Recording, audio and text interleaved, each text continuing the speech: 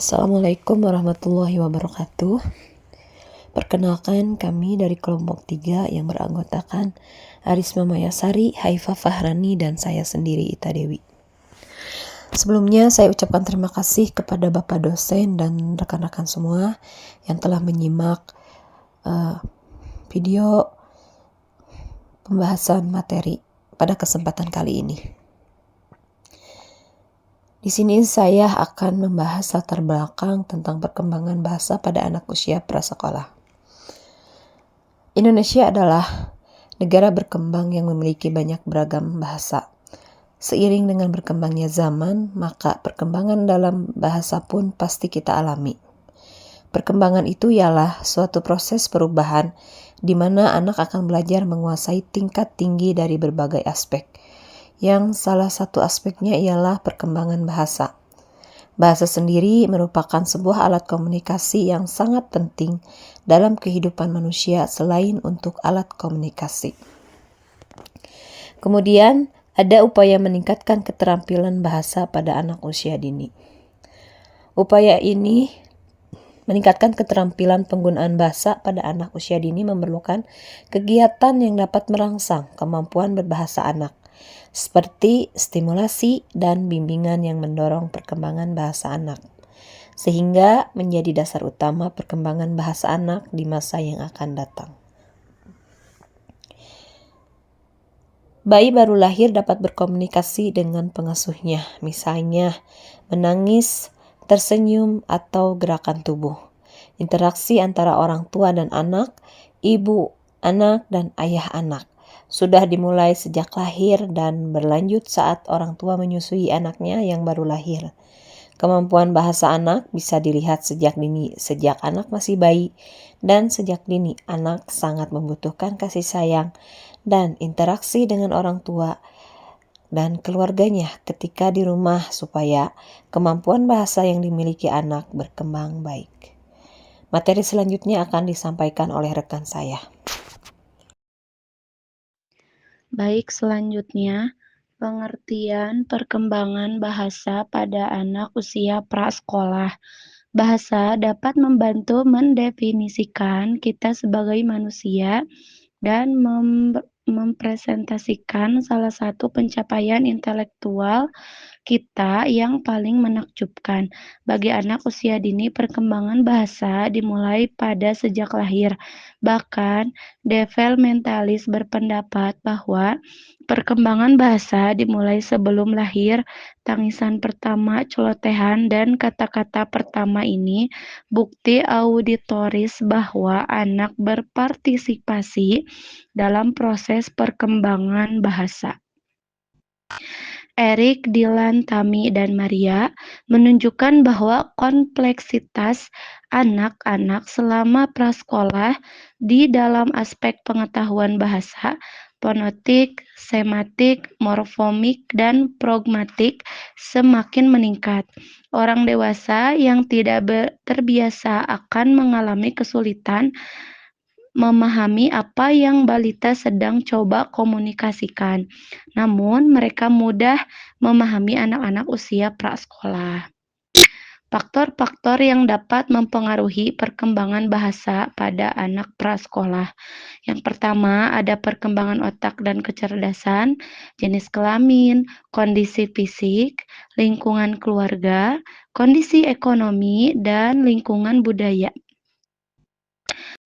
Materi selanjutnya yaitu panduan percakapan dengan anak-anak prasekolah.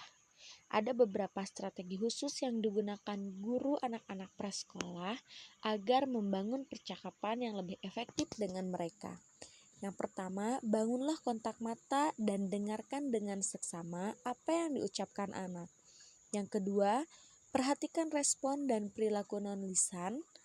Yang ketiga, ketika Anda tidak bisa memahami apa yang telah diucapkan anak, ulangi kata atau frasa kunci pada anak menggunakan intonasi bertanya, bukan dengan nada mengancam.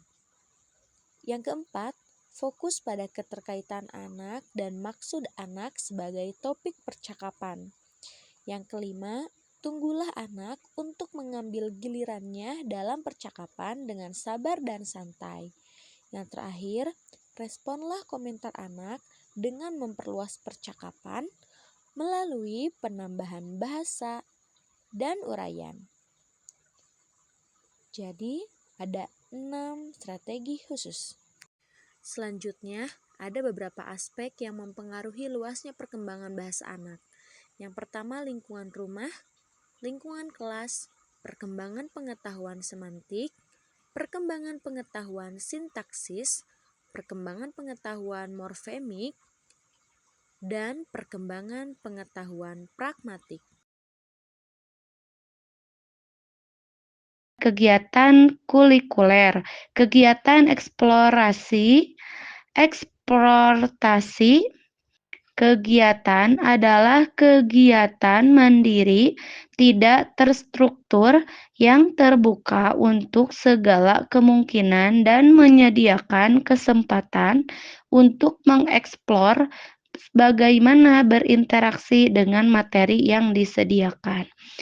Yang kedua, kegiatan yang dipandu guru. Ini merupakan kegiatan yang terstruktur yang diarahkan oleh guru untuk kelompok kecil atau kelompok besar di kelas.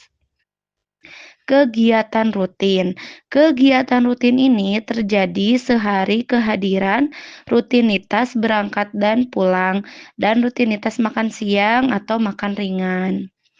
Mendorong perkembangan bahasa melalui kegiatan-kegiatan eksploratori adalah adapun macam-macam kegiatan eksploratory, yaitu 1. Balok dan mainan, pusat kegiatan drama, perpustakaan kelas, sentra kegiatan mendengarkan, sentra menulis, sentra konsep, pusat kegiatan seni, dan pusat di luar kelas. Kesimpulannya, masa prasekolah dicirikan dengan perkembangan yang cepat pada setiap aspek pengetahuan bahasa. Pengetahuan semantik anak-anak prasekolah meningkat begitu semakin banyak kata yang ditambahkan dalam kosakata reseptif dan ekspresifnya.